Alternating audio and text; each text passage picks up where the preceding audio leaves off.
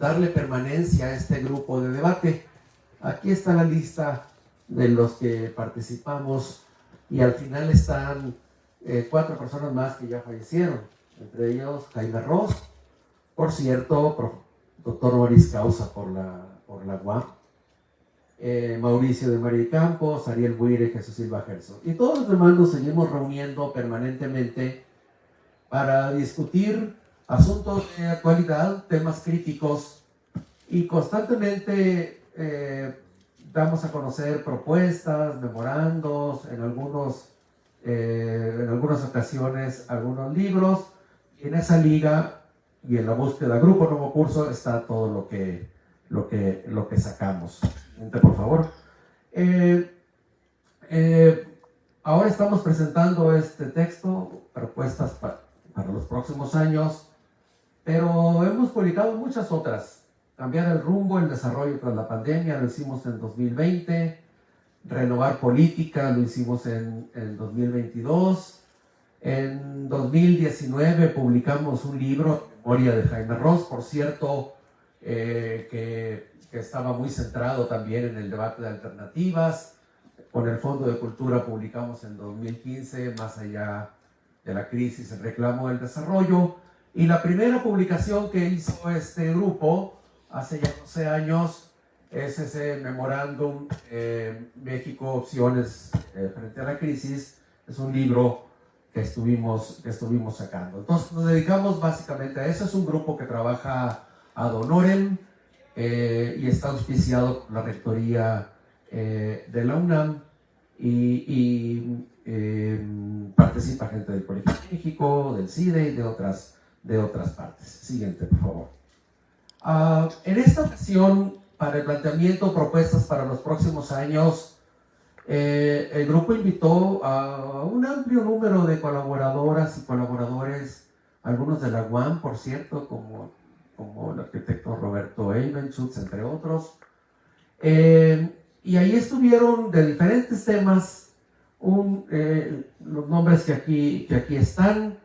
Lo que quiero decir con esto es que se convocó a un grupo muy amplio y estuvimos trabajando pues, principalmente durante 2023, aunque fue desde fines de 2022, en la identificación de estos planteamientos que enseguida voy a resumir. Pero antes de eso, siguiente, por favor. Dejo las preguntas a su consideración. Son 3 preguntas. ¿Hay un debate público sobre las opciones estratégicas para el desarrollo? Debate, digamos, debate, pero hay que ponerle adjetivos al debate. Debate sistemático, debate informado, debate documentado, que salga más allá de nuestros auditorios, de nuestros cubículos o de nuestros libros. Pero la pregunta central sería la segunda: ¿y tiene sentido proponer planteamientos estratégicos desde estos espacios? Y no es una pregunta baladí, porque hay muchos que piensan que, pues, ¿para qué? Si las decisiones se toman en otros lados, o si las decisiones se adoptan siempre con una lógica o de poder político, o de poder económico, o de posiciones hegemónicas que no tienen que andar consultando. Y tercero, hay espacios de deliberación sistemática que conecten con las grandes decisiones públicas, sean las de gobierno o sean las del poder legislativo. Y las preguntas creo que vienen al caso cuando estamos hablando de coyunturas como esta, en la que se deberían, o a lo mejor se están debatiendo, los rumbos del país. Y la pregunta tiene sentido sobre todo cuando desde un espacio académico como este, el de ustedes, el de cualquier otra universidad, o una organización de la sociedad civil, o un centro independiente, se ocupa de presentar alternativas. Porque sí hay muchas, Lo interesante del asunto es que sí, aquí nada más menciono unas cuantas. Miren, el Centro Tepoztlán, el Centro Víctor Urquidi está publicando, y se lo recomiendo mucho, en la revista Este País y también en su página, muchos planteamientos, entre otros uno de la doctora Dutrenit sobre innovación, pero están publicando mucho sobre salud, educación, demografía, economía, política fiscal, política social, una gran cantidad de temas que ellos agrupan con el nombre de México próspero, equitativo e incluyente, construyendo futuros. En la frase construyendo futuros se advierte la impronta de algunos expertos en perspectiva que participan ahí. No es la primera vez que el Centro Tepoztlán lo hace, y son planteamientos muy buenos, pensados con buenos diagnósticos y propuestas, pero hay muchos. En el programa universitario de estudio del desarrollo que yo dirijo, por ejemplo, estamos sacando un planteamiento que se llama Horizontes 2030 para el desarrollo. Este sí tiene año, doctor Rosso. O por ejemplo otros de motivación más política. El año pasado México Colectivo, una nueva visión de país, formuló un documento con partes muy buenas, otras no tanto, en un esfuerzo de elaboración que se llevó más o menos 8 meses y que tiene un planteamiento publicado ya. Allí sí hubo una convocatoria política, pero luego se independizó. Frente Cívico Nacional está por sacar un planteamiento independiente. Más de 100 organizaciones en el país, sí, con una visión social. O empresariales, pues también el Centro de Estudios Económicos del Sector Privado acaba de publicar Un México Mejor para Todos, que es una perspectiva empresarial. O, por ejemplo, la Academia Mexicana de Ciencias acaba de sacar su propuesta de política de ciencia, tecnología e innovación, que ya está circulando, por fortuna, y está publicada en la página de la Academia. Y luego hay muchas otras por temas. Por ejemplo, el Centro de Biodiversidad, de Ambiente y Desarrollo, CEIBA, al que yo pertenezco, acabamos de sacar y vamos a empezar a difundir un planteamiento estratégico para la sustentabilidad de México 2024-2030, y así está habiendo muchas. Y entonces, quien diga que no hay suficientes planteamientos alternativos, creo que necesita echarse un clavado. Y los hay. Van a salir algunos enfocados a educación superior, están trabajando, Núñez y otros, a la salud, a la educación, hay planteamientos. La pregunta es, ¿qué pasa con ellos? ¿Se agotan en eventos académicos o no salen del circuito más o menos cerrado que constituyen estos espacios? Otros sí se difunden. Nosotros mismos hemos estado tratando, tuvimos unas mesas redondas en el Colegio Nacional hace poco para discutir lo que ahora aquí estamos mencionando. Pero dejo estas preguntas porque las voy a retomar al final. Y las voy a retomar sobre todo en la lógica de qué va a ocurrir ahora a finales de 2024, en 2025, cuando haya que darle cuerpo a los ajustes o a las nuevas estrategias, no lo sé. Paso enseguida entonces a describir lo que estamos planteando. Siguiente, por favor. Y nuestro planteamiento lo dividimos en 4 ejes: política, democracia y seguridad, la cuestión social, la política económica y la sustentabilidad y el territorio. ¿Por qué estos 4 ejes?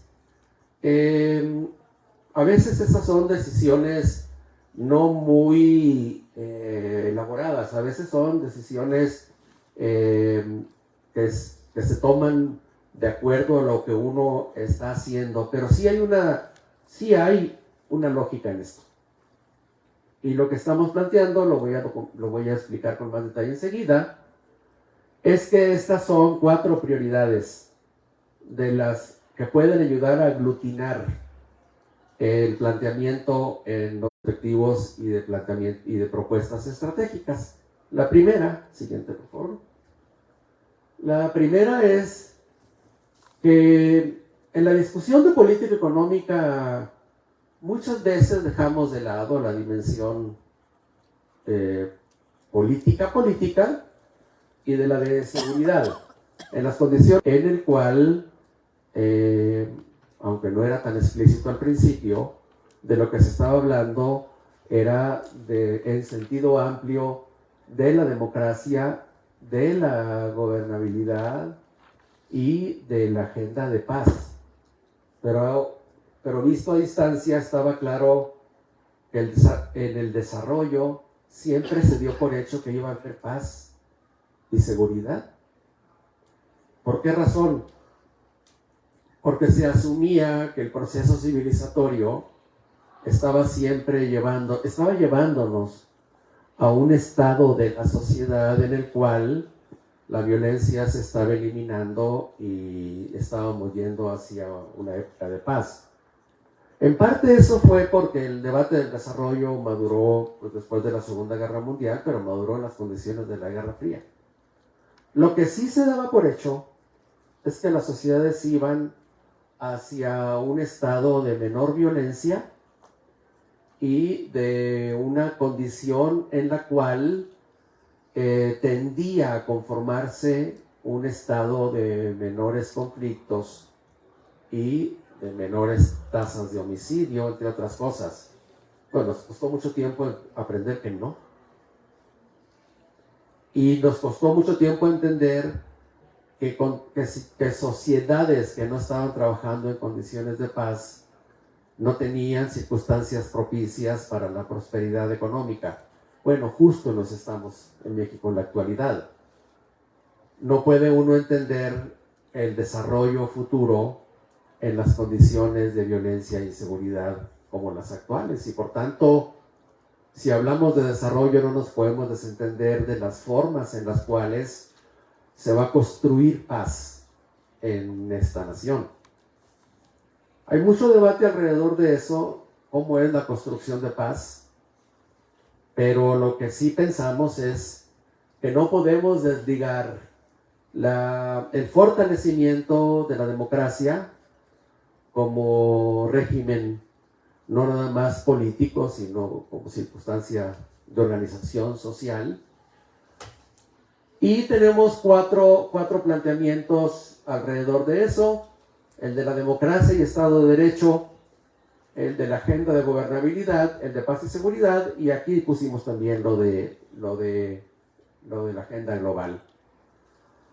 El párrafo resume la idea: un sistema democrático, plural, diverso, que fortalezca la división de poderes, el federalismo y los órganos de control, y logre la paz y la seguridad humana, con una política exterior con mayor presencia e imagen en el mundo, que aproveche las oportunidades globales de prosperidad y contribuya al multilateralismo. Esa idea. Con esto nos hacemos cargo de que seguiremos trabajando en un sistema global que está en una situación crítica después de sus años de oro en la globalización, pero lo que sí planteamos es que en este estado de la globalización, el multilateralismo y la presencia activa de países como el nuestro en ese sistema multilateral son claves para orientar una agenda de desarrollo que sea favorable para países como el nuestro. Punto básico, entonces: la política de desarrollo no se debe ni se puede desentender de la agenda de fortalecimiento de la democracia, de la agenda de construcción de paz y de la agenda de fortalecimiento del multilateralismo. Primera idea, primero. No voy a poder, desafortunadamente, ir diciendo quién escribió en cada uno de los temas. En algunos casos lo haré, pero ahí está el documento para consulta. Siguiente, por favor. Cuestión social. básicamente se refiere a la política social, pero no solo a la de reducción de la pobreza o a la política social en sus temas clásicos. Lo que estamos planteando aquí en 3 ejes, el de trabajo, ingreso y protección social, aquí sí voy a decir nombres que elaboraron Norma Samaniego y Saúl Escobar, como eje de la política social, es decir, volver a la idea de que es el trabajo, es nuestro trabajo y nuestros ingresos los que constituyen el basamento y la estructura del bienestar. Pero que eso no basta, porque nuestras condiciones de trabajo no son suficientes para incluir a toda la población, que es la que se queda fuera de los sistemas de seguridad social, y que por tanto sigue siendo necesaria y seguirá siendo necesaria una política social que complemente y muchas veces reemplace a las deficiencias de nuestro mercado de trabajo y del régimen de remuneraciones salariales. Pero que no olvidemos que casi el 70% de los ingresos de los que viven los hogares mexicanos dependen de su ingreso salarial, y que por tanto el eje de eliminación de la pobreza extrema tiene que ver con los salarios y el abatimiento de la pobreza en general también. Aunque cuando ya hablamos de la pobreza multidimensional, su abatimiento tiene que ver con la salud, la educación, la seguridad social, los servicios de la vivienda, la cohesión y otros aspectos. Y entonces el planteamiento de política de trabajo está muy pensado en términos de la necesidad de tener una política de empleo que se haga cargo de la tarea y que está constituyendo, por un lado, oportunidades, pero por otro lado, amenazas al empleo tradicional y a las fuentes de ingreso convencionales. El segundo componente es el de la transformación de la política social. Y se dice expresamente transformación. Este capítulo lo coordinó María Luis Fuentes, pero participaron Fernando Cortés, Saúl Arellano, Abelardo Ávila, Leonardo Lomelí, entre otros. Porque lo que postulamos es que es necesario repensar la política social para recuperar la función de los bienes públicos, de los servicios públicos. Todos los debates de los últimos años en política social se han centrado sobre todo en los programas de transferencias monetarias directas. No me refiero de 2019 para acá, me refiero desde fines de los 90, desde que se creó el Progresa, luego Prospera, luego Oportunidades, el POP. ¿Por qué razón? Porque la política social se concibió como la operación de complementación de lo que no estaba funcionando, ¿no? en los servicios universales. Nada más que, aunque a partir de 2020 ya el 22 sí se redujo efectivamente la pobreza, aunque probablemente no en los porcentajes que se han estimado, sigue habiendo mucho debate de eso. Lo que necesitamos es recuperar el sentido profundo de la política social basada en las coberturas universales, en el acceso de toda la población a sus derechos de educación, salud y otros, como el fundamento de los mecanismos de movilidad social. No porque los programas de transferencias monetarias directas no sirvan o haya que eliminarlos. Por supuesto que no. No, de ningún modo. Pero mientras tengamos una política social basada en los programas de transferencias monetarias directas, con deterioro de los servicios universales, de los bienes públicos sociales, pues estamos impidiendo un fortalecimiento del acceso a los derechos. Es decir, una política social basada en el acceso universal para la garantía y cumplimiento de los derechos que tenemos. Y fundamentalmente en educación, salud, servicios públicos y nuevas áreas como las de servicios de cuidado. Digamos, ese es el planteamiento central allí.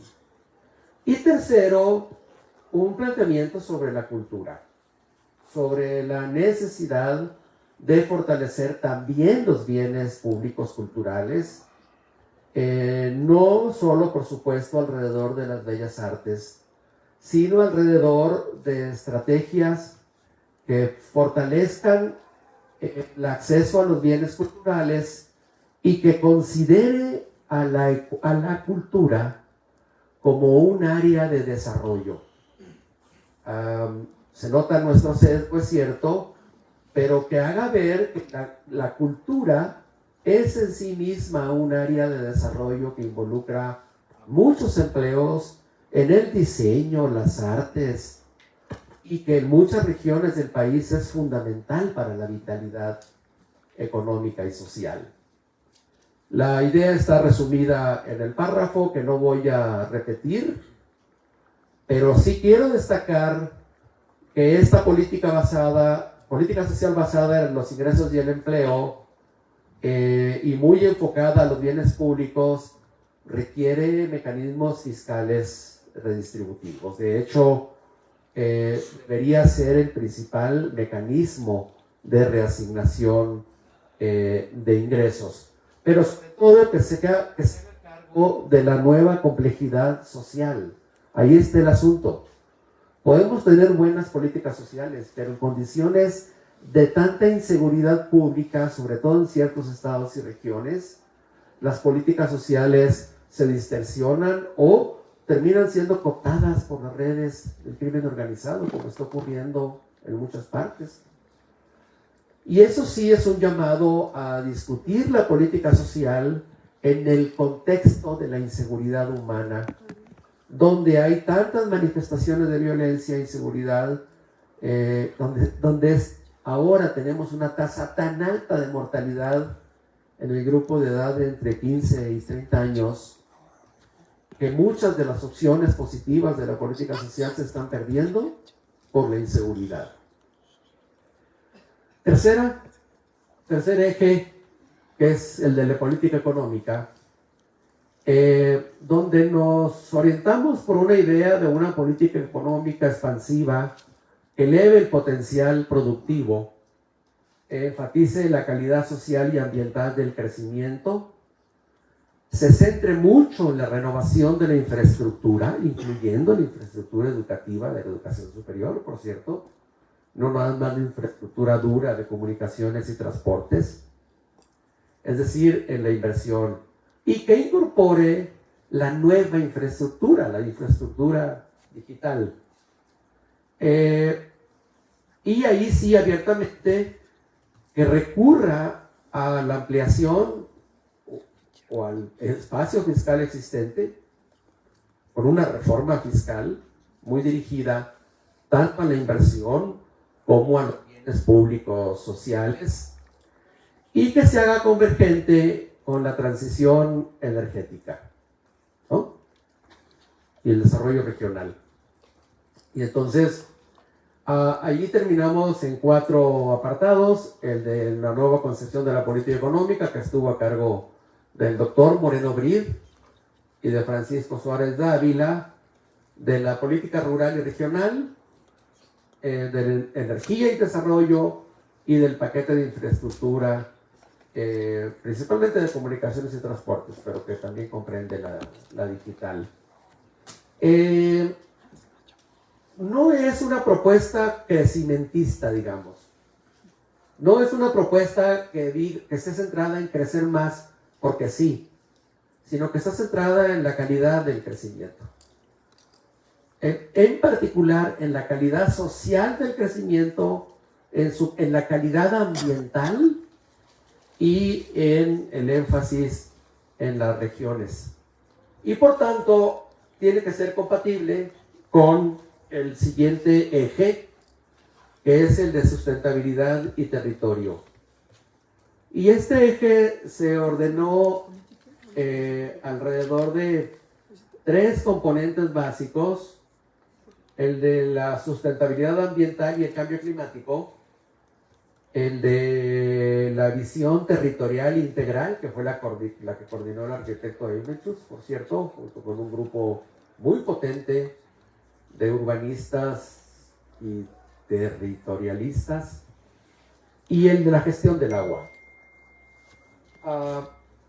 Las 3 son prioridades que lo que postulamos es que no se deben ver por separado, ¿no? Por eso decimos componente orgánico del desarrollo.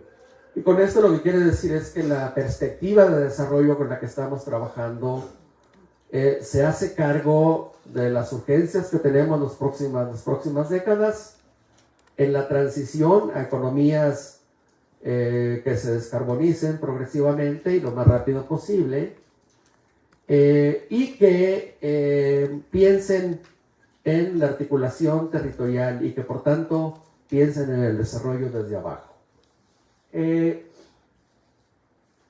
Las propuestas son muchas, pero si las resumimos, diríamos es una ruta de desarrollo en línea con la transición climática a una sociedad de emisiones netas cero de carbono, netas, enfatizo en netas, porque no vamos a prescindir del petróleo durante muchas décadas, pero sí emisiones netas, y que reduzca las tasas de agotamiento y degradación de los recursos naturales en proporción a nuestro producto, y que haga mucho énfasis en la política adaptativa ante los escenarios de cambio climático, sobre todo en las políticas de desarrollo urbano y ordenamiento territorial. El tema del agua era indispensable incorporarlo porque, pues, más allá de las amenazas del cambio climático, lo que tenemos fraguándose desde hace décadas es una crisis hídrica que está haciendo literalmente agua por todos lados y que necesita un cambio fundamental. De hecho, la ponemos como una de las prioridades para poder reorientar presupuestos y patrones de consumo en los próximos años. Bueno, en estos temas hay muchas elaboraciones que están yendo a fondo. Y nada más, yo pongo ahí en la presentación ese documento de rutas sectoriales para el escenario nacional de emisiones netas cero de México que elaboró Iniciativa Climática de México, como un ejemplo más de cómo nosotros no podemos ir a fondo en estas cosas porque además hay quien lo está haciendo. Lo pongo de ejemplo porque Iniciativa Climática de México es una organización no gubernamental, que está haciendo el trabajo a la Semarnat, aunque Semarnat no le haga caso. O sea, México tiene el compromiso de hacer su programa de emisiones netas cero. Lo adoptamos ya en varias conferencias de las partes de cambio climático. Y a esas alturas deberíamos tener ya nuestra ruta a largo plazo. Pero lo quiero usar de ejemplo para ilustrar la necesidad de pensar estratégicamente y la necesidad de pensar en nuevas formas de planeación. Miren, cuando uno piensa en lo que va a implicar la reducción de emisiones, la mitigación de emisiones de gases de efecto invernadero y cómo va a afectar a la economía, aunque a la vez le abre nuevas oportunidades de desarrollo, necesitamos pensar no de aquí al 2030 ni al 35, ¿no? De hecho, el compromiso 2030 ya se nos está acabando. Son los NDCs, las contribuciones nacionales voluntarias. Pero todos estos programas de largo plazo que ya tiene un buen número de países están pensados al 2050, al 2070 o al 2070. No hay de otra, porque las rutas de emisiones afectan a toda la matriz energética y afectan a los mecanismos de adaptación. Y entonces, ¿dónde se está discutiendo eso? Bueno, el gobierno lo tenía que haber hecho. De hecho, el Instituto Nacional de Ecología y Cambio Climático lo tenía que haber elaborado. Y lo teníamos que haber llevado ya a las conferencias de las partes de cambio climático desde hace 2 o 3 años. La buena noticia es que ya está formulada una propuesta. Y esta propuesta que está en esa liga, está ahí abajo. O que se busque Iniciativa Climática de México, ahí aparece ICM. Nos pone ante un asunto muy importante. Ustedes, como estudiantes, tienen entre 21 y 22 años, ¿no? Bueno, hay uno de 20.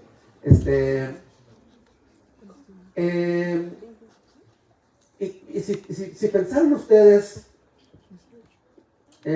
¿cómo va a estar el cambio climático dentro de 20 años? Cuando ustedes ya tengan sus 40, 42. En ese momento, el país ya va a estar a punto de llegar a su máximo de población, de acuerdo a lo que nos dice el CONAPO.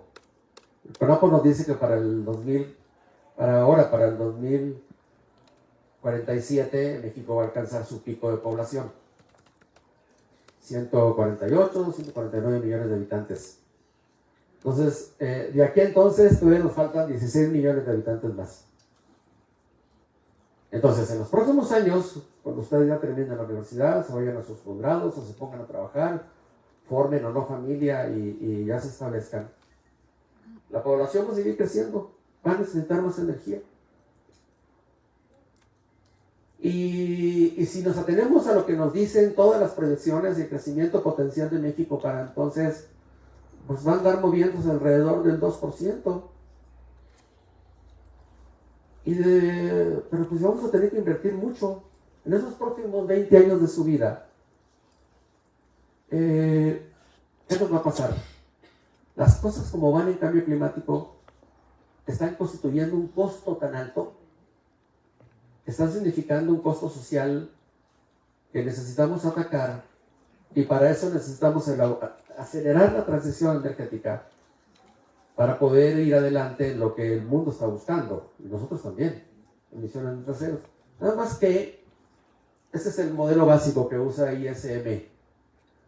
Lo vamos a lograr siempre y cuando nuestras perspectivas de población y nuestras perspectivas de producción se acoplen tanto macroeconómica como sectorialmente, pero también por regiones, a unas trayectorias en las cuales logremos abatir las emisiones de gases de efecto invernadero y trabajar en procesos adaptativos ante lo que se nos viene encima. Para esto necesitamos un plan en serio, porque necesitamos transformar todo nuestro sistema eléctrico, generación, transmisión, distribución, cambiar la matriz energética y empezar a desprendernos progresivamente de los combustibles fósiles, ¿no? Petróleo y carbón. El de carbón ya es muy poco, hay que sacarlo. Y eso nos va a cambiar las necesidades de inversión. Y para eso necesitamos trabajar en escenarios en serio,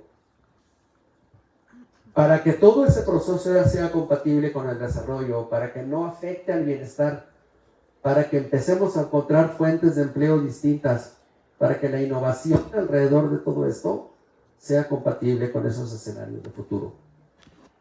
Y con esto lo que digo es, pues olvidémonos de la vieja planeación que hacía su librito y que se ponía metas sin ton y son. Necesitamos hacer nuevos procesos de planeación donde en serio trabajemos diferentes temas de manera integrada. ¿Dónde estamos discutiendo eso? Vuelvo a la pregunta inicial y con esto termino. Siguiente, por favor. Y estamos discutiendo sobre todo, porque de esas decisiones de largo plazo se tienen que tomar ahora, ¿no?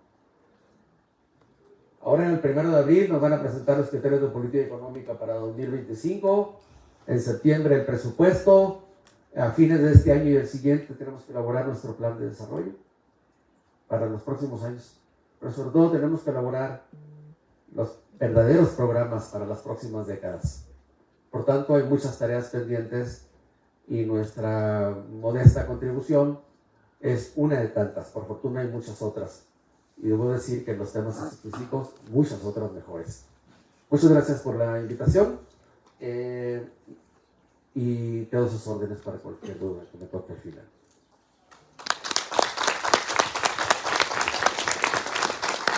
Muchísimas gracias.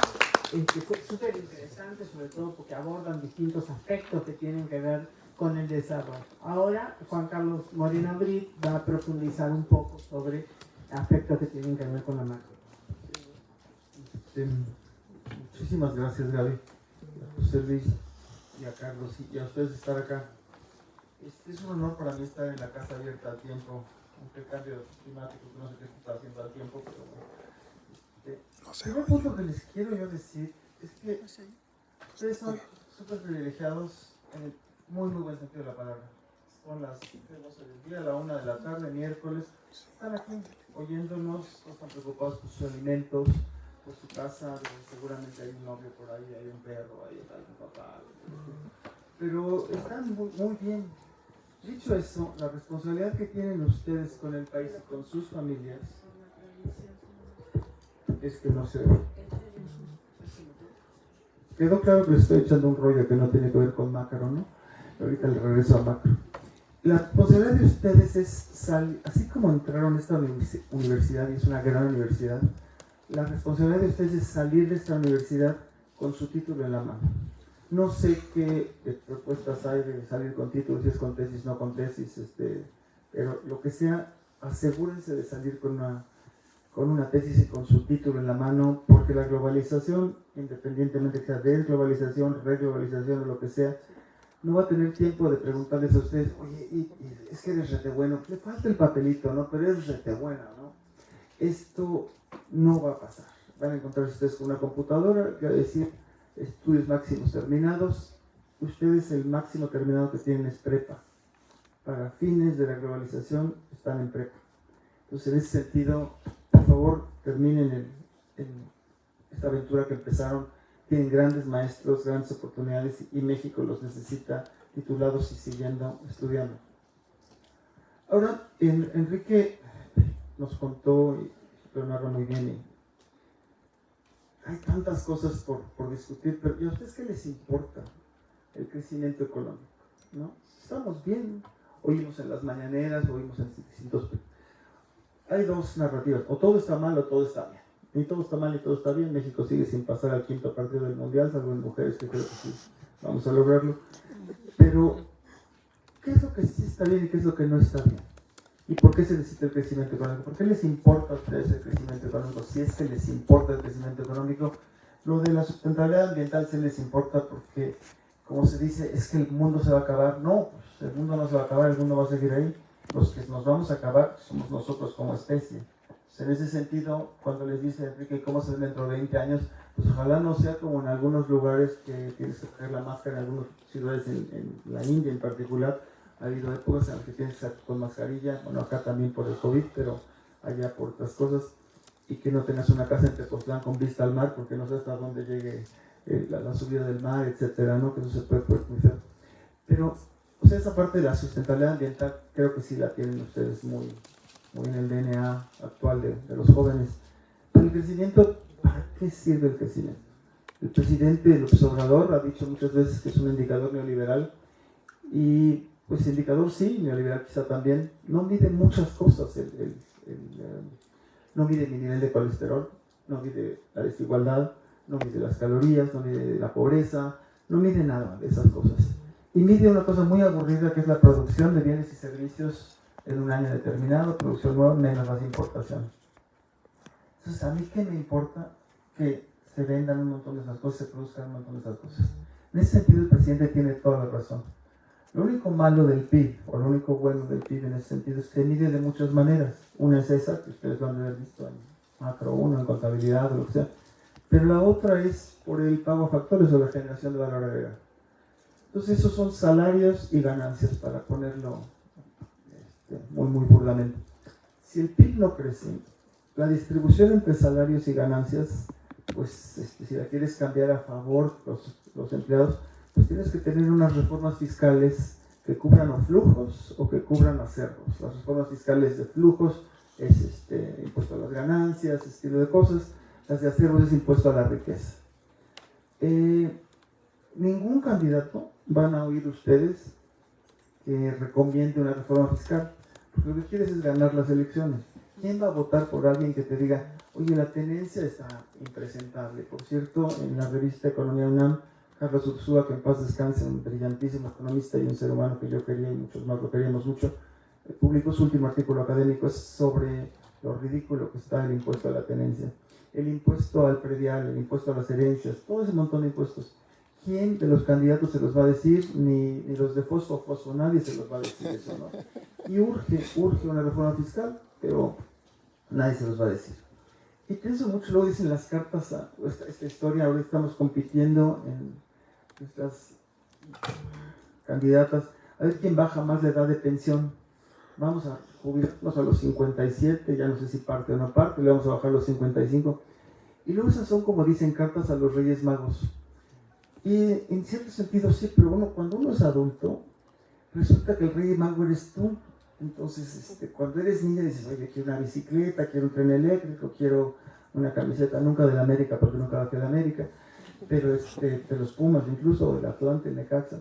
Y sonaba rete bien, pero ya cuando eres papá, lees la carta de los Reyes Magos y le tienes que decir a tu hija, mira, digo, estaría muy bien una chamarra, por ahorita que viene el frío, y los Reyes Magos entienden mucho de eso, porque estás manejando el presupuesto, ¿no?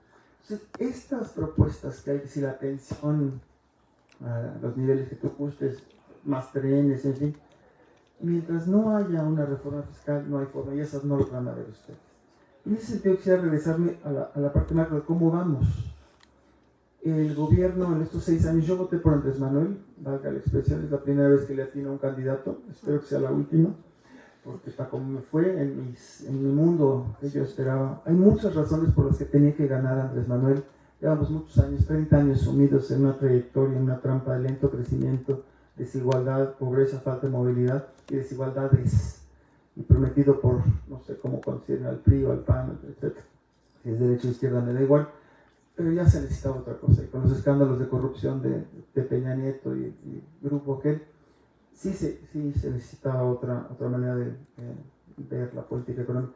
Prometió acabar con el neoliberalismo, y ahí empezamos con los peros, porque ¿qué se entiende por neoliberalismo? Pues ahora es un insulto, ¿no? Si te cae alguien gordo, pues eres un neoliberal. Y si eres de al revés, pues eres un populista. Y entre un neoliberal y un populista, pues no nos entendemos, ¿no? Pero ¿qué ha logrado Andrés Manuel? ¿Qué ha logrado este gobierno? ¿Ha logrado crecer mucho? Pues sinceramente no. El crecimiento de la economía mexicana en promedio, en PIB per cápita, ya saben, no siempre lo mides, bueno, en real es obvio, y en términos de la población es cero. En estos años es cero. Le puedes echar la culpa a la pandemia, échale lo que tú quieras. Pero entonces veamos en comparación con Estados Unidos, que es nuestro mercado principal. Bueno, hemos abierto la brecha en PIB per cápita, y la pandemia nos pegó a todos. Entonces no puedes decir, bueno, es que nosotros somos especiales y los gringos no, pues a los gringos también les puede mal. Pero nuestra brecha de PIB per cápita en estos 6 años, no solo en el 2020, se ha ampliado. No solo el PIB per cápita, sino en la productividad laboral también se ha ampliado esa brecha. Yo tengo crecimiento y productividad laboral, la más simple, PIB por hombre empleado, mujer hombre empleada, y horas trabajadas, hemos ampliado esa brecha. O sea que por ahí no vamos. Y necesitaremos crecer mucho más para que ustedes tengan empleo. Si crece el PIB, crece el empleo. Si crece el empleo, ya no digas el empleo digno, ojalá tendrías que crecer bastante el PIB. Tienes que crecer como más o menos como al 4% para que el mercado de trabajo no se te esté descomponiendo feamente. Indicador que le gusta mucho al presidente es que la tasa de desempleo abierta está en sus niveles históricos más bajos, está como en 2.3%.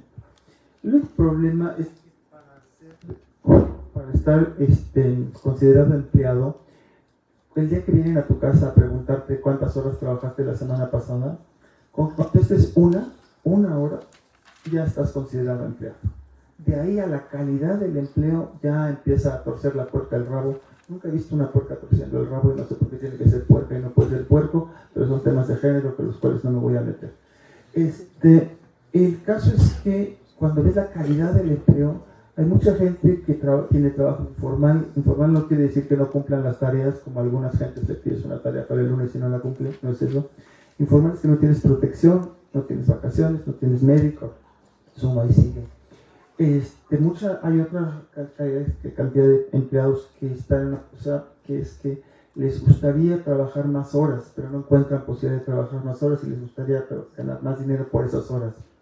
Otros son los que le llaman los desanimados, que son gente que ya ni siquiera busca empleo porque sabe que no lo va a encontrar, pero si supiera que tuviera un empleo por ahí, sí lo buscaría, ¿no? Como decía Juan Gabriel, que hay necesidad de salir a buscar si no hay, ¿no? Cuando sumas todo esto, el mercado de trabajo mexicano dista de ser floreciente y ahí vamos que necesita crecer bastante. Un indicador que le gusta, otro que le gusta al presidente es el superpeso. El superpeso, yo que tengo problemas de peso, siempre oigo superpeso y digo, ay Dios, ¿qué será esto del superpeso, no? Y lo que importa es el músculo más que el peso. Tener el peso a 17, a ustedes, cada uno de ustedes, ¿de qué les sirve que el peso esté o el dólar esté a 17 pesos? No sé si compran muchas cosas importadas quizá, y eso suponiendo que el comerciante sí trasladó la ganancia cambiaria a ustedes. Es bueno, tenemos el superpeso. Las economías, ¿por qué tienen una economía fuerte, una moneda fuerte? Pues porque entran muchos más, llamémosle dólares, más de estas unidades al país de las que salen.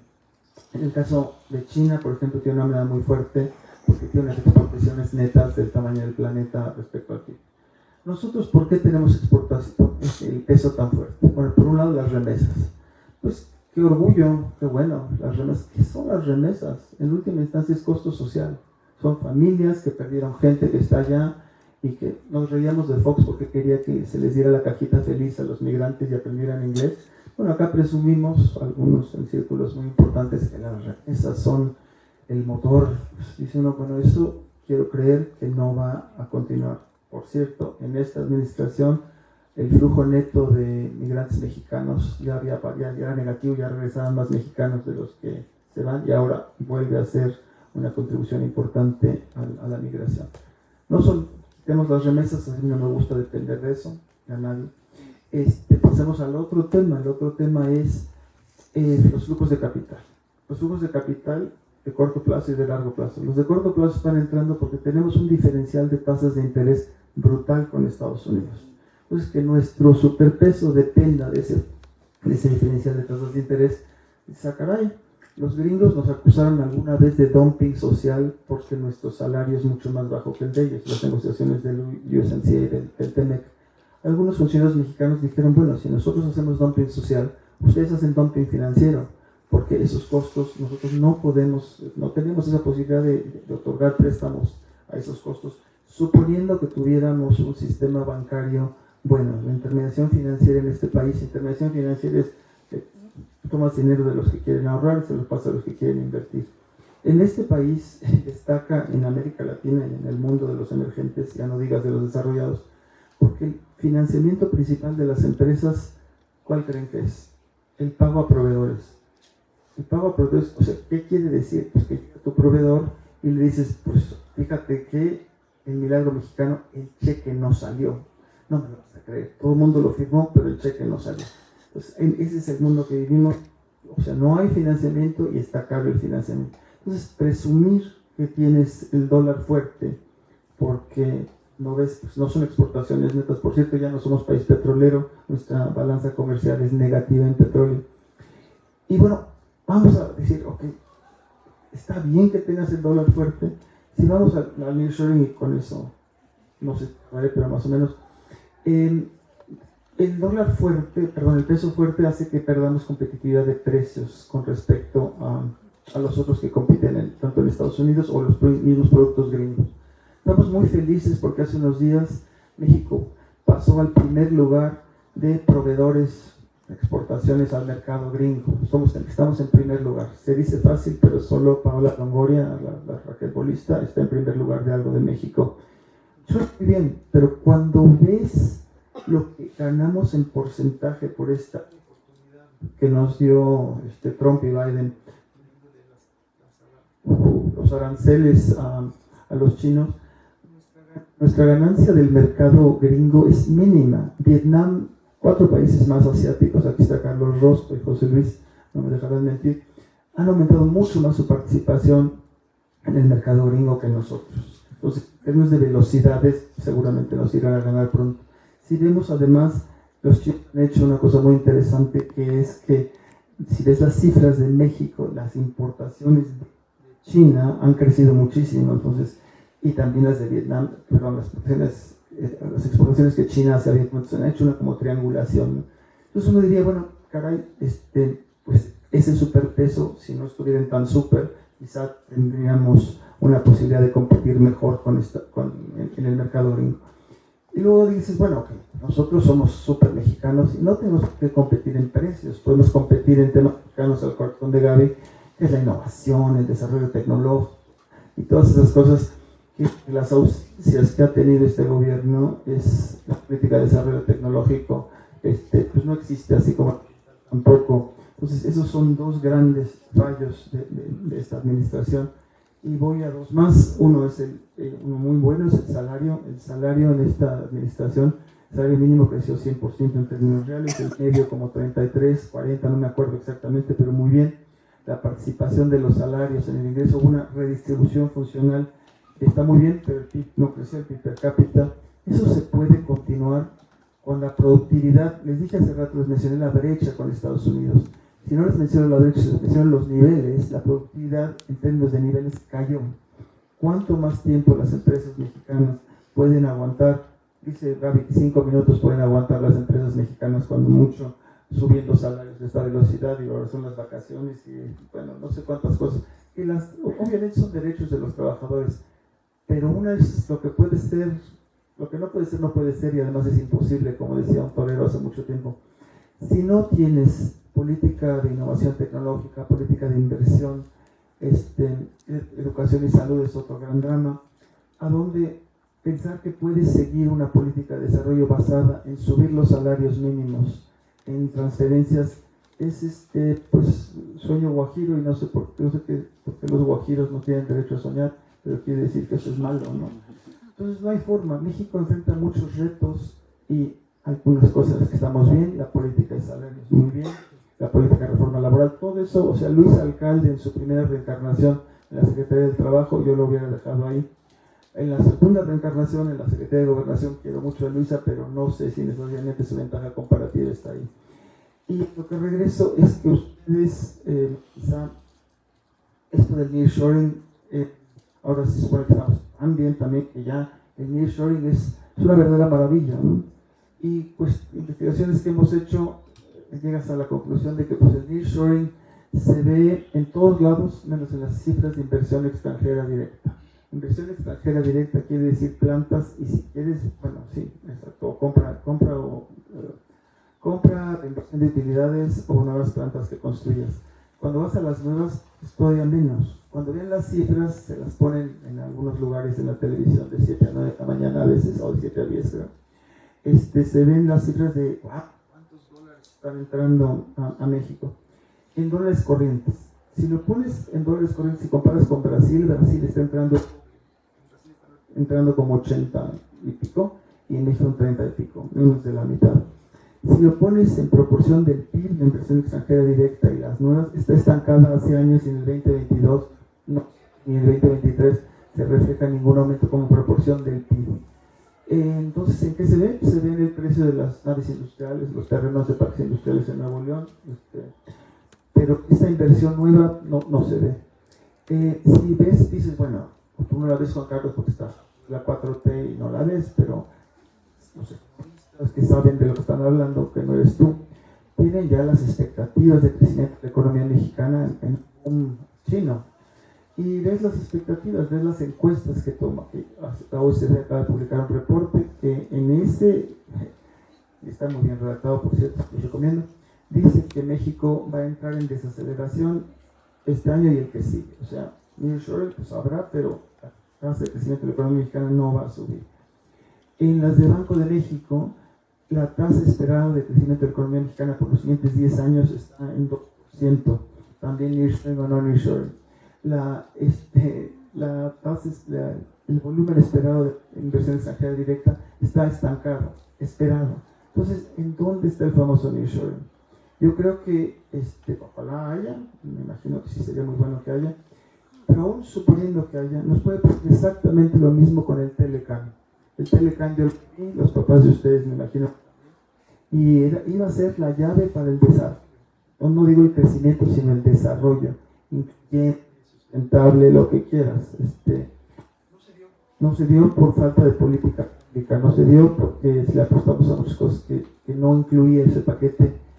Todo está hecho para que pase exactamente lo mismo con el nearshoring, suponiendo que tenga la fuerza que tuvo el Telecan con el TEMEC.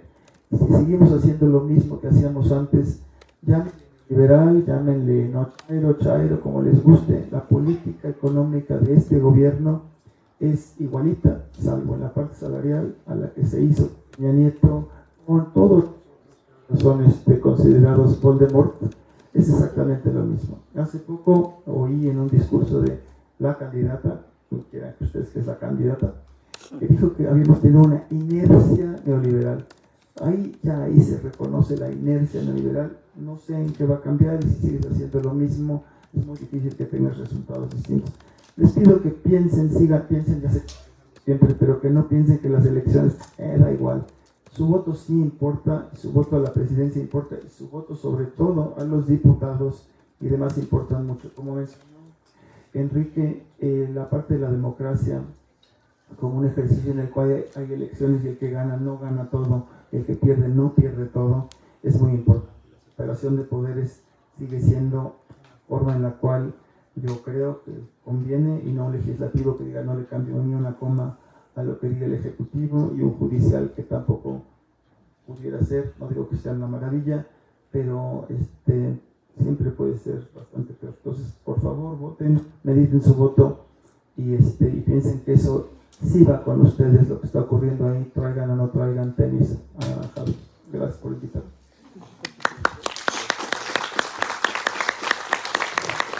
Muchísimas gracias por la presentación. Muchísimas gracias por la presentación, Juan Carlos. Dieron un panorama amplio de hacia dónde estamos, que en realidad fue tu parte, dónde estamos en lo económico y un poco hacia dónde se piensa que nos tenemos que mover y cuáles son algunas de las áreas estratégicas. Abrimos ahora un espacio para los que quieran hacer alguna pregunta, para que haya algún comentario, etcétera. Sí. Adelante. Y partiendo de la base, para adelantarle que la primera pregunta que se plantearon es muy relevante, porque no hay un debate público sobre las políticas de desarrollo, realmente, ¿no? No hay muchos espacios de participación pública, no hay una visión de estrategia de desarrollo. Cuando hablan de China, cuando hablan de India, pues ahí hay una visión a 25, a 30 años, y nosotros no tenemos más que visiones a 6 años, lo cual es una lástima, ¿no? Adelante, si puedes dar tu nombre, por favor. Sí, hola, Daniel, mucho gusto, muy interesante las ponencias. Yo tengo una pregunta para el doctor Juan Carlos, ahorita que tocó el tema del nearshoring y digamos eso que se está planteando de Estados Unidos traer esa producción de nuevo a México. A mí me llamó la atención ver que se está planteando abrir fábricas de microchips en México, entonces siento que esa es una oportunidad de oro que se nos puede pasar. ¿Qué políticas tenemos que plantear para lograr una transferencia tecnológica y no solo ser sus manufactureros como siempre lo hemos sido? Gracias. Tomemos tres preguntas o 4 y luego les damos la palabra. Sí.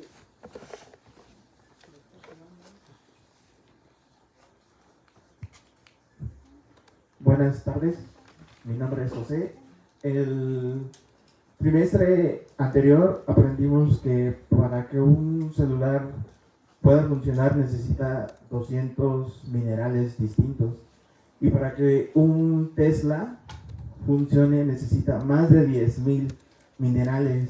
Entonces, ¿por qué nos estamos planteando políticas de cero emisiones si simultáneamente se necesita una extracción súper intensiva, y cuando eso pasa, lo que pasa es que se contamina también la tierra y se contamina comunidades y por lo general son personas pobres? Por otro lado, por ejemplo, mi amiga Maggie hizo una investigación sobre el hidrógeno verde y resulta que es muy bueno, pero esas patentes las tiene Ford, por ejemplo, y aquí en México, por cada patente que hay al año, en Estados Unidos hay 1000. Entonces, no me explico cómo es que nos estamos planteando reducir nuestras emisiones si no tenemos nada.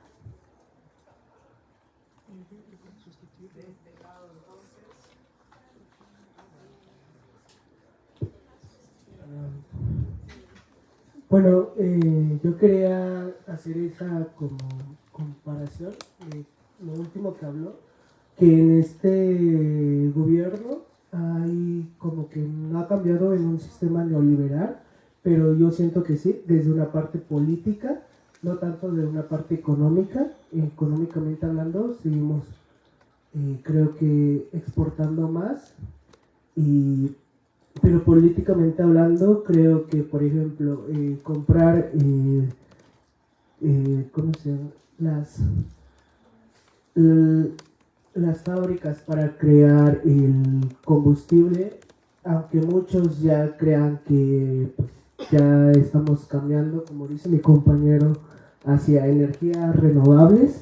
Creo que el petróleo todavía es un recurso que no nada más se ocupa para la gasolina, se ocupa para varias cosas como la ropa, el teléfono. Entonces también con CFE, o sea, se ha comprado tal vez una mayor parte en eso. Entonces, hablando políticamente, se ha cambiado ese sistema neoliberal que antes se tenía de vender todo a los extranjeros prácticamente. Tomamos una más porque son muchas. Una más. Gracias. Mi nombre es José Luis León. Felicidades por las ponencias. Una pregunta muy concreta. México es el exportador número 11 en el mundo, es el exportador número 5 de automóviles, pero si vemos al valor agregado local, son $4 de cada 100, descontando los salarios. Entonces creo que este tema de la política industrial es muy importante. ¿Cómo aumentar la participación del contenido local en las exportaciones?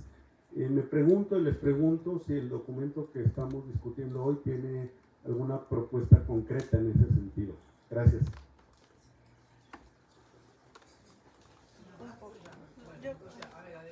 ¿Una más? Ok.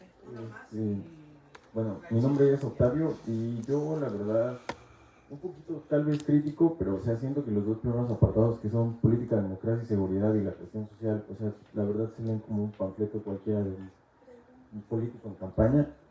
Y hablando de la parte que mencionaba el maestro Enrique Provencio, de que, bueno, complementan también lo que terminó el doctor Carlos, sobre el por qué no terminó siendo la solución o un motor de desarrollo el TLK. Pues sí, o sea, eso sería la inercia neoliberal, ¿no? O sea, el enfoque a partir de los equilibrios. Usted mencionaba en concreto de cómo tendía hacia un periodo de paz, un periodo de desarrollo, pero pues es que la economía no funciona así, ¿no? Son ciclos, más que nada. Y pues la otra cuestión era del doctor Carlos, el por qué en concreto una tasa de crecimiento debería de ser del 4% para que no descontrole el mercado laboral. Entonces serían como 3 preguntas. Les damos ahora la palabra y abrimos una segunda ronda porque todo el grupo de acá adelante todavía no tuvo oportunidad. Gracias.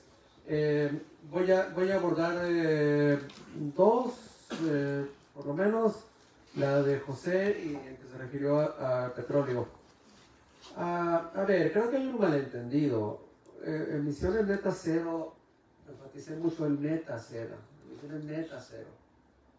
Emisiones va a seguir habiendo, pero lo que se va a necesitar en la reducción de emisiones CO2 equivalente, es decir, todas las emisiones de gases de efecto invernadero,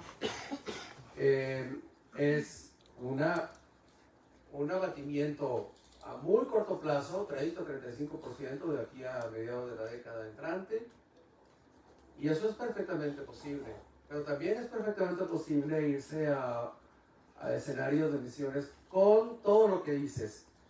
Se van a necesitar más minerales, sí, se va a necesitar más, pero se va a necesitar más producción. Y entonces, el reto va a ser, si de veras asumimos el compromiso, y creo que es indispensable, porque la reducción de emisiones de gases de efecto invernadero va a estar muy ligada a las emisiones en las ciudades. Y entonces el abatimiento de la contaminación urbana va a tener que ligarse a las reducciones de gases de efecto invernadero. ¿Por qué es neto cero? Porque necesitamos desarrollar, no nada más reemplazar hasta donde se pueda con energías renovables las emisiones fósiles, sino incrementar mucho la captación de los sumideros de emisiones. ¿Es viable eso? Bueno, no mañana, no pasado, no en 2040, no en 2045, pero sí a largo plazo. Y es viable en la medida en la que reemplacemos donde sea posible la energía fósil, que en nuestro caso es básicamente el petróleo. Me impresionó mucho cómo terminaste tu pregunta. No tenemos nada. Te la voy a responder tajantemente. Tenemos mucho. Tenemos mucho. En ese escenario tenemos mucho porque tenemos muchos potenciales de renovables en la oferta, y tenemos muchos potenciales de captación de emisión de carbono, y lo tenemos que llevar a sus últimas consecuencias. Para eso hay que hacer muchas cosas. La primera que hay que hacer es no nada más detener la deforestación, que se acabe la deforestación, sino volverla positiva. ¿Y por qué no podemos hacer eso? ¿Por qué no podemos eliminar las más de 200,000 hectáreas que se deforestan anualmente? Sí podemos. Y no nada más eso, sino que podemos reforestar mucho más. Entonces sí podemos hacerlo. No va a ser mañana, pero requiere mucho trabajo y mucha planeación de largo plazo. Y a propósito del petróleo, no nos hagamos ilusiones. El petróleo mexicano se está acabando. La última estimación que yo he visto, un artículo que está a publicarse de Luca Ferrari, nos habla de que es muy probable que para el 2030 no podamos estar produciendo ni siquiera 2 millones de barriles diarios de petróleo. No hay reservas, se está acabando. Y no estamos invirtiendo en exploración. Lo más probable es que vayamos hacia 1,5 millones de barriles diarios en el 2030. Y si no se descubre una reserva, vamos a ir a la baja. Y eso va a costar mucho por el lado de las importaciones. Y entonces lo que sigue es ir cambiando. El mundo no va a dejar de producir petróleo, no, ni minerales. De hecho, pues no va a dejar de crecer. Y todavía nos falta llegar a casi 150 millones de habitantes en México. Toda persona por sí misma implica que va a generar valor agregado, y eso va a ser crecimiento. Y vamos a necesitar más producción. Aún así es factible lo que se está planteando. Y por último, Octavio, a lo mejor hice mal el resumen. No, lo que estamos planteando en la parte 1 del documento no tiene mucho que ver con lo que se está discutiendo el compañero. Al contrario, lo que estamos diciendo ahí es que el desarrollo no va a ser solamente económico. Y que no es concebible un escenario en el cual, pues, como está ocurriendo en muchos lados, el desarrollo está siendo posible gracias a regímenes autocráticos. No, yo no quiero eso. Yo quiero un desarrollo compatible con la democracia. Y es factible. En la mejor época de crecimiento económico mexicano, pues no fue en la democracia, fue en un régimen autoritario. Y entonces nuestro principal problema es cómo hacernos compatibles, y creo que por ahí va el planteamiento, ¿no? Espero que lo puedan leer y quedo a tus órdenes para cualquier aclaración. Gracias por las preguntas, siempre lo hacen pensar a uno. Déjame empezar con José Luis. son grandes planteamientos, son grandes en el sentido, no sé si de grandeza, pero de amplitud. Entonces, pensar que ahí hay un plan de política industrial, un plan de política industrial detallado, pues no lo hay. Pero ya lo tuvo este gobierno con la señora Cloutier y lo tiraron a la basura. Y lo tuvo también con Graciela Márquez. A mí ese programa no me gustaba mucho el nombre, se llamaba Prosecco, que es un buen vino. Pero es lo único que tenía bonito, lo demás estaba copiado del de Enrique, de Ernesto Cedillo. Entonces, no hay, pero en el INADI sí hay, y tú los conoces igual, los has trabajado, pero gracias. Quizá eso sería bueno.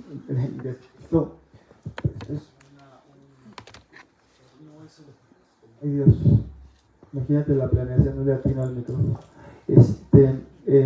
Esto no es un tratado de aquí a los siguientes 50 años, es un grupo de gente experta en distintos temas con valores comunes en general, que plantea problemas y plantea algunas bosquejos de soluciones, pero no tiene qué vamos a hacer con el glifosato, a esos niveles pues no hay, pero como dicen es lo que es, ¿no?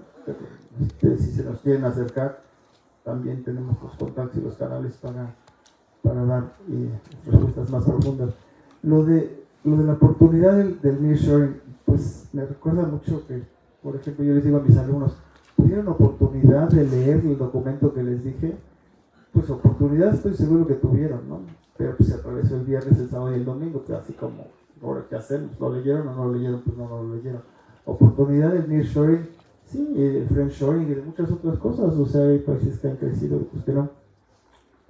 ¿Qué se puede hacer? Bueno, las encuestas dicen dos puntos muy importantes. Uno es cuando les preguntas a las empresas extranjeras sobre relocalización y que nos Gaby, uno de los puntos centrales no es tanto si el Estado de Derecho, no, porque eso quién sabe cómo se come, hasta que se come, pero no hay luz, la electricidad, energía limpia garantizada. El Estado va a empezar a pide certificados limpios. Pues si no hay energía, pues no hay planta. Entonces, eso en particular no. Agua. Ahora súmale lo de capital humano, suena muy feo, liberal, pero súmale de gente como ustedes que sepa de lo que está hablando en términos de técnicas y demás. Pues no hay. Entonces, en ese sentido, los exitosos que hubo, mejor que yo, Querétaro, por ejemplo, en la industria del aeropuerto, bueno, acérquense a Gaby les puede mencionar cosas que sí se han hecho bien, aunque la política federal puede ser de no política industrial, lo cual es falso. Siempre hubo política industrial, pero iba muy orientada a lo que decía José Luis.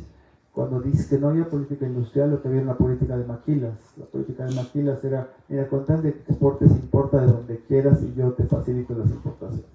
Y bueno, eso se hizo y se hizo muy bien, exportamos súper bien en valor total, pero no en valor agregado.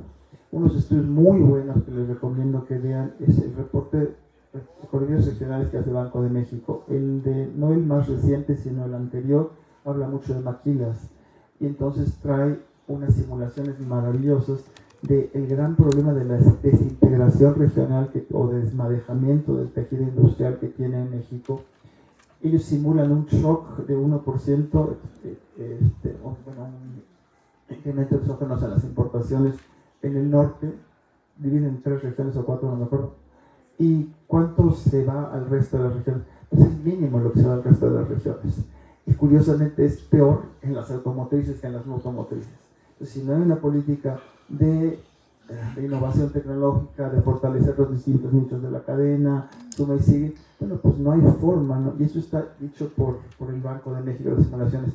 Hay otra que le contaba a Gaby hace ratito, si el nearshoring ya es realidad o no.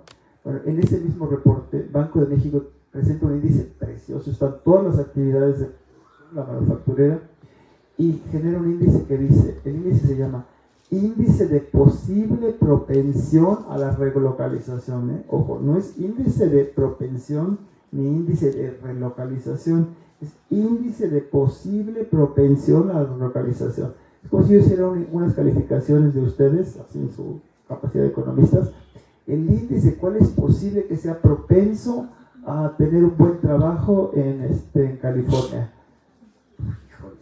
Son muchas derivadas, ¿no? Lo que quiere decir es que yo no tengo un índice de calificaciones de ustedes de quién sí tiene un trabajo en California, quién tiene. Aquí es índice de la posible propensión a la relocalización. Voy a mandar la presentación a Gaby si quieren, ya nos invitan a hablar de eso. Entonces, No hay forma, es la misma. Lo que mencionaban de la tasa de crecimiento del 4%. México, dicho desde antes, pero antes si quieres al principio de esta administración, el mismo presidente López Obrador dijo que el 4% se le hacía demasiado timorato y demasiado mediocre. Por eso entonces, cito a López Obrador, cito que se necesita mínimo la creación de 1 millón de empleos nuevos cada año. No se están creando esos empleos. Ahora, el gran tema es que tienes tres grandes fuerzas sobre el crecimiento económico del país. Por un lado, quisiéramos crecer al 4, al 5, para absorber mucha gente que en los empleos, ¿no? Pero por otro lado, si creciéramos al 4, al 5 o al 6, estamos creciendo menos, la balanza comercial como porcentaje del PIB revienta, porque nuestra estructura industrial está basada. ¿Conocen alguna fábrica de máquinas que se apellide Moreno, o Ramírez, o Provencio? Pues no hay, ¿no? Con todo el respeto a Enrique y a mí. Tú también capaz que sí hay, pero creo que no estoy seguro, pero creo que tampoco hay. Pero Ramírez, no hay. El sector ese Marx, el productor de bienes de capital, no existe en este país. Pues cuando crecemos, pues hay que importar maquinaria. Si creciéramos muy fuerte, pues hay que importar mucho más maquinaria. Entonces la balanza comercial revienta y como nuestra moneda no es dura, a pesar de que esté muy fuerte, no hay manera, tenemos una restricción de balance de pagos muy importante. Y una tercera, que quizás es la más fuerte, es la del aire. Estimaciones de la ONU, de la CEPAL en particular, dicen que la economía mexicana no puede crecer más del 2% para poder mantener sus compromisos. Entonces, esa cosa requiere política social, requiere política industrial, y Gaviria me está diciendo que me calle. Entonces, le toca la. Gracias. Le damos la palabra a los colegas.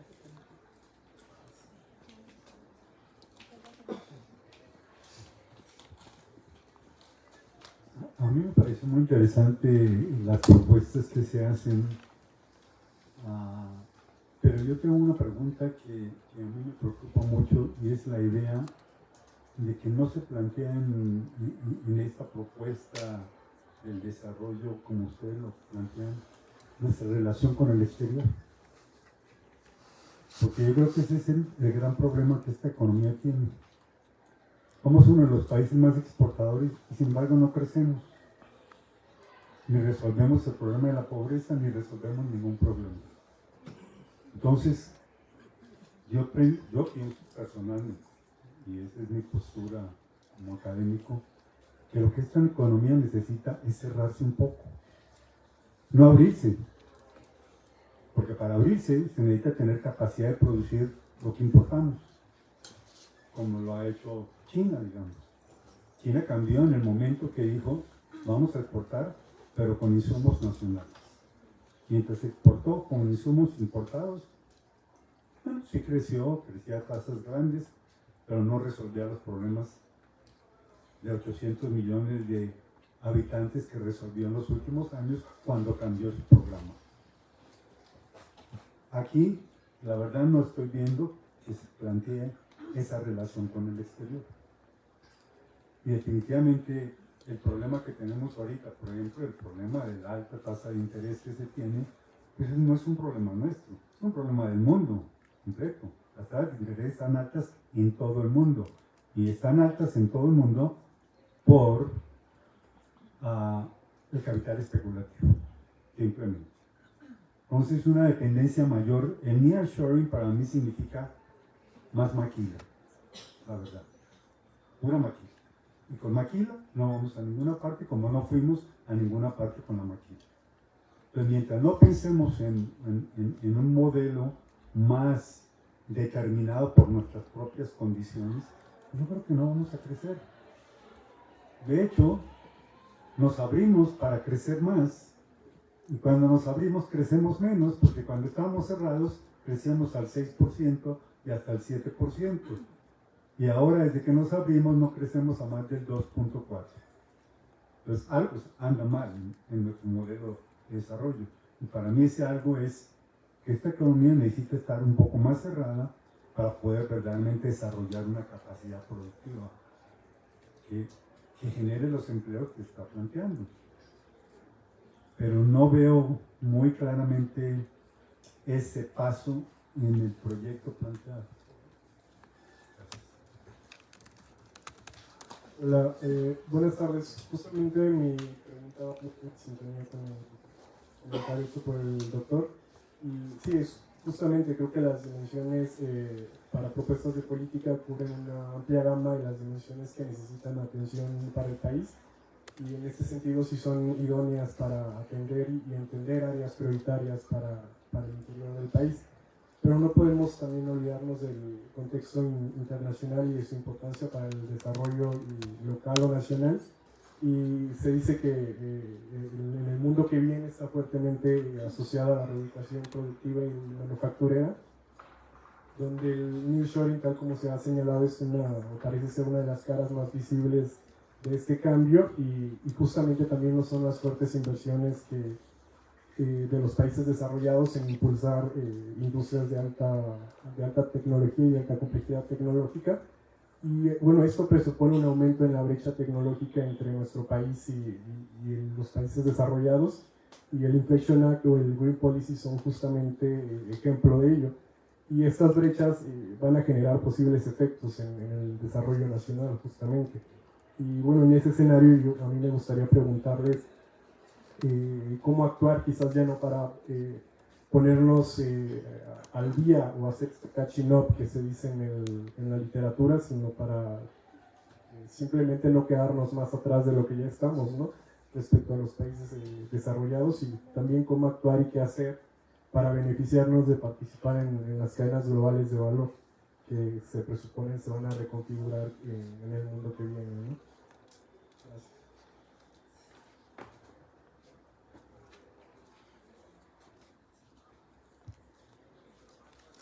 Hola, buenas tardes. Mi nombre es Carla Caballero. Yo tengo una duda en cuanto ustedes están planteando la parte de que tenemos que tener la sustentabilidad y toda esta serie de políticas para ayudar al crecimiento económico. Sin embargo, creo que ahorita uno de los temas fundamentales que se están formando hoy en día es hacia las transformaciones digitales y el desarrollo de las nuevas tecnologías. ¿Cómo estas se pueden incorporar a esta estrategia de crecimiento y desarrollo que se está planteando? Y otra de las preguntas que yo tenía era cómo puede hacerse la transformación del sector eléctrico en el país y cuáles serían los factores fundamentales a nivel política que se pueden ir desarrollando.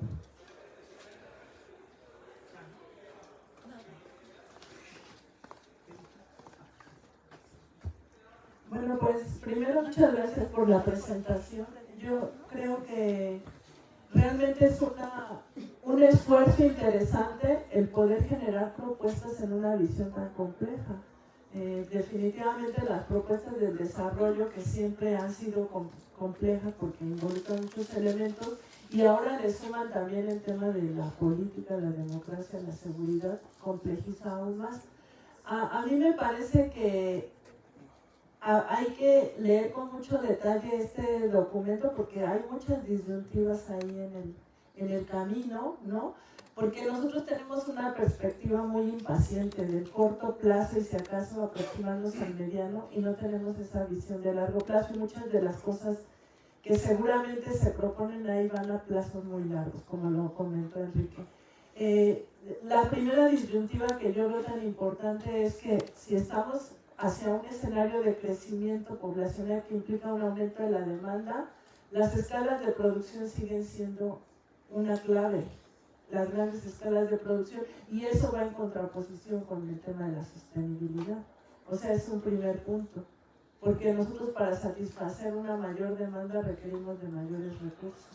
Otro tema que veo es que, como lo explicaban, el incentivar la producción para generar un crecimiento implica dar ciertas condiciones a las empresas, y en el tema de sostenibilidad se requiere exigencias a las empresas en esta nueva perspectiva. La responsabilidad al productor es clave, y la responsabilidad le implica tener que asumir parte del costo social, y eso está un poco complicado, es una disyuntiva. Y una tercera, ya para cerrar, pues es el tema de la energía precisamente, porque el impacto sobre el ambiente lo genera tanto la energía fósil como las energías alternativas y limpias, precisamente por la cantidad de recursos que requiere. Y yo creo que todo el modelo de producción está basado en la energía fósil. Entonces, el generar un proceso de transición, a lo mejor, por ejemplo, China está haciendo una transición hacia energías alternativas, pero sigue utilizando de manera muy importante. El estar haciendo un proceso de transición creo que genera un poco de pérdida de competitividad a los países, es un costo, y entonces eso también nos pone en otra disyuntiva, quizás porque no tenemos esa economía fuerte que nos permita asumir costos de transición. Y bueno, pues esas son un poco mis dudas o lo que me quedo reflexionando a partir de su ponencia, que realmente muy interesante. Muchas gracias. A todos muchas gracias, en particular a Graciela. Y a mi querido Rosso, ¿cómo te extraño para los cafés? Que oía yo y me acordaba de las épocas de los folcloristas de abre la muralla, cierra la muralla, abre la muralla, cierra la muralla. Te soy sincero, lo veo totalmente irrelevante si se cierra o si se abre, si no se hace una política, si se cierra y no se hace nada, pues está igual, y si se abre y no se hace nada, da exactamente igual. Entonces es la agenda de desarrollo, la política industrial, la política de desarrollo tecnológico, ¿cómo la vamos a hacer? Suponiendo que cerremos o abramos. Este gobierno, el no neoliberal, alguien dijo que la política sí cambió y ya no es no neoliberal. Andrés Manuel dijo que su prioridad era el TEMEC. Pues firmamos el TEMEC y el TEMEC es mucho peor que el NAFTA. En el TEMEC ni siquiera podemos, comillas, manipular el tipo de cambio, como tú bien sabes. Ya no digas las otras cosas que estás diciendo, porque tú quieres controlar los flujos de capital de corto plazo. Estaríamos bien, yo firmo lo que tú quieras, pero está firmado a nivel regional. Vamos al segundo piso de la cuarta transformación, en la cual el TEMEC va a seguir marcando el paso de lo que es la política de desarrollo de este país. No hay política industrial, no hay política financiera, y la que hay de política comercial es más neoliberal de la de Peña Nieto. Entonces, en ese sentido, que estoy seguro que lo que quería decir no es exactamente, pongamos como Albania, no sé, control absoluto de cambios, no entra ni sale dinero, y las exportaciones no, porque alguien se enojó allá de que estamos vendiendo las cosas a los extranjeros, pues los mexicanos lo tienen que vender a los extranjeros, por pura definición. Pero bueno, a lo que voy es, sí se necesita una agenda de desarrollo. Gaby, lo que hicieron en la propuesta de desarrollo tecnológico y demás, todas las preocupaciones de las cadenas globales de valor, toda esta historia, la infraestructura, lo que decías de la energía, se suma y sigue. El meramente, sé que no dijiste meramente, cierren el país, ¿no? O vámonos a Guatemala, o vámonos a Mérida. No es eso, pero lo que nosotros decimos es que se necesita una agenda de desarrollo integral, y en ese sentido hay una parte que no tocaste, pero me imagino que la tenías también puesta, es la migración. ¿Qué pasa con la migración? Ya no somos solamente exiliados. ¿Qué vamos a hacer nuestro lugar en el mundo? Y me recordaste mucho a Daniel Rodrik también otra vez, que él dice que no hay ningún país que tenga tanto éxito externo con tanto fracaso interno como el caso mexicano. Entonces se necesita toda esta avanza. Obviamente la inteligencia artificial, mejorar la CFE, pues me imagino que pasa por algo más que cambiar a Bartlett. Capaz que lo cambian, pero tendrán que hacer algo más que cambiar a Bartlett en la CFE. Pero sin una agenda de desarrollo, todas estas cosas no funcionan, y la agenda de desarrollo en particular tiene que pasar por la política industrial, llámale política de desarrollo productivo, y por la política fiscal. Cuando alguien decía, que creo que ya se fue, decía que la política que ya no es neoliberal, pues dime una medida que hicieron contra los empresarios. Hay nuevos empresarios, hay una nueva élite empresarial, pero salvo decirles que pagaran las deudas fiscales que tenían, lo demás no ha habido una reforma fiscal. Que pagues tus deudas, pues lo menos, ¿no? Se chutaron todos los fideicomisos. ¿De dónde va a salir el dinero para la siguiente administración, para que paguen las pensiones? Entonces, no se puede. Y a un sector empresarial, tú lo puedes convencer de pagar impuestos. Es fácil, pero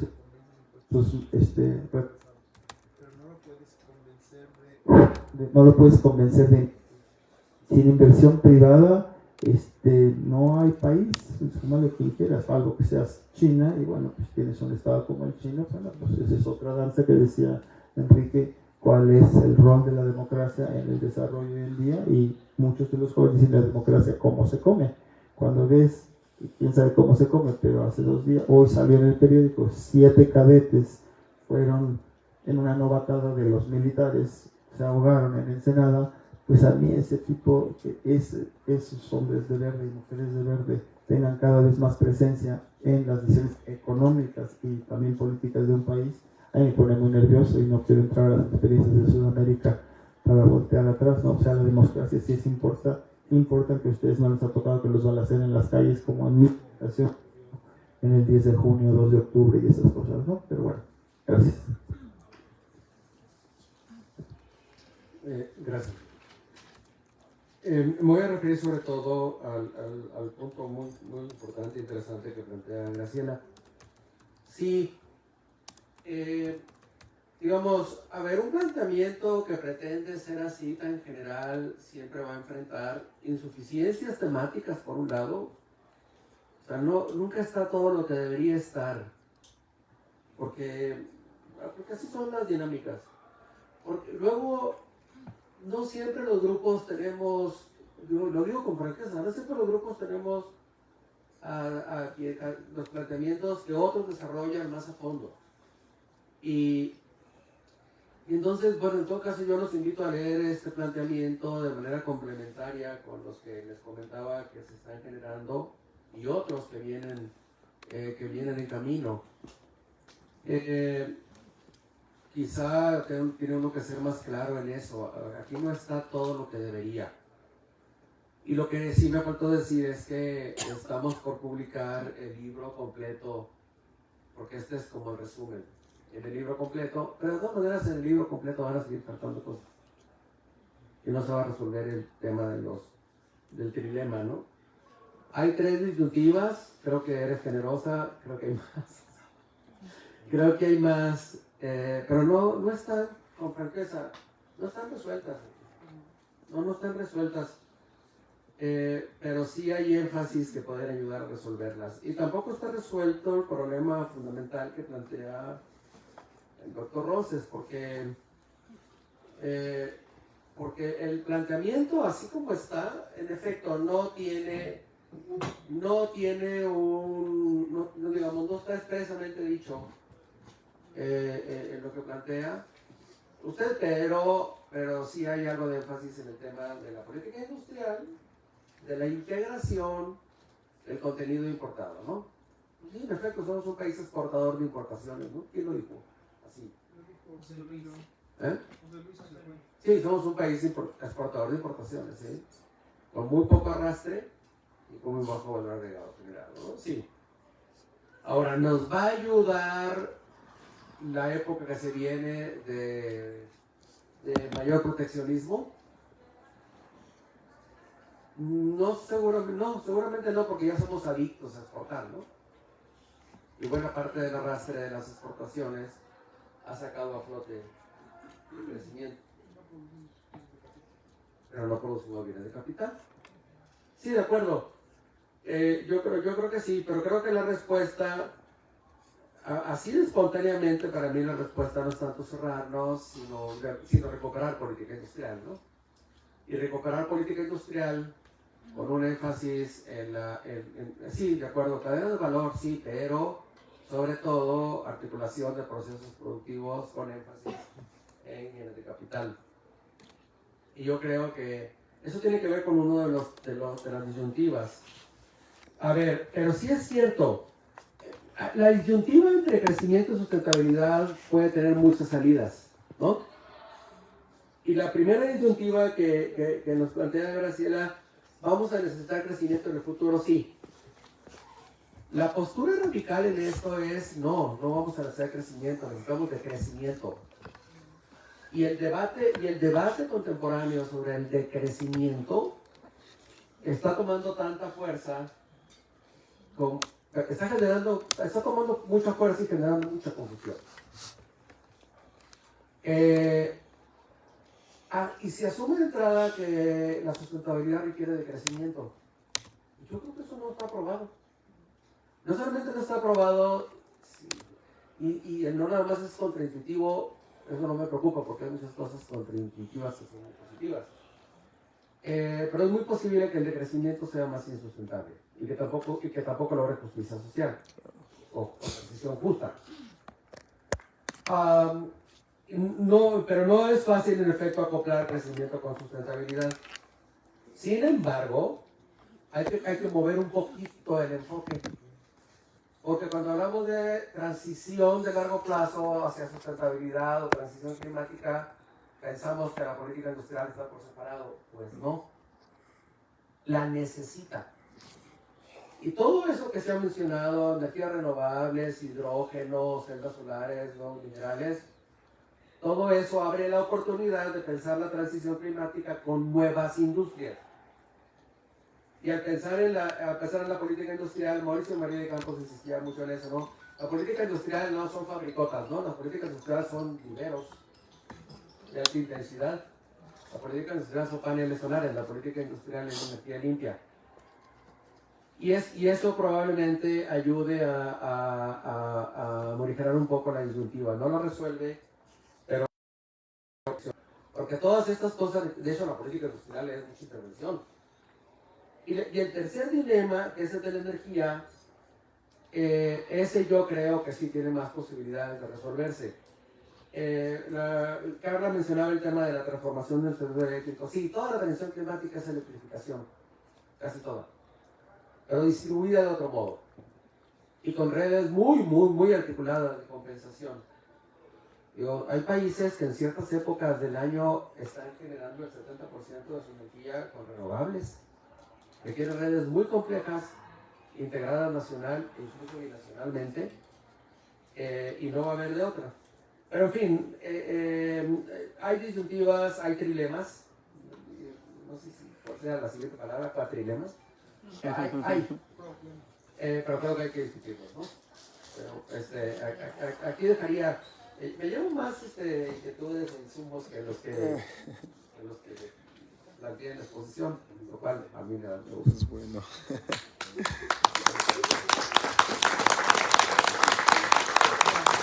Muchísimas gracias, nos abrió un montón de nuevas ideas. Es un llamado también a leer este documento, esta propuesta y las otras propuestas que hay que presentó al inicio Provencio. Hay mucho para pensar, hay mucho para contribuir hacia adelante nosotros mismos en aportar nuevas ideas y realmente impulsar un debate que, como decía al inicio, las preguntas que se planteaban, un debate sobre el desarrollo que no está en la agenda pública, pero que sí se está llevando a cabo por distintos grupos en el país. Bueno, muchas gracias.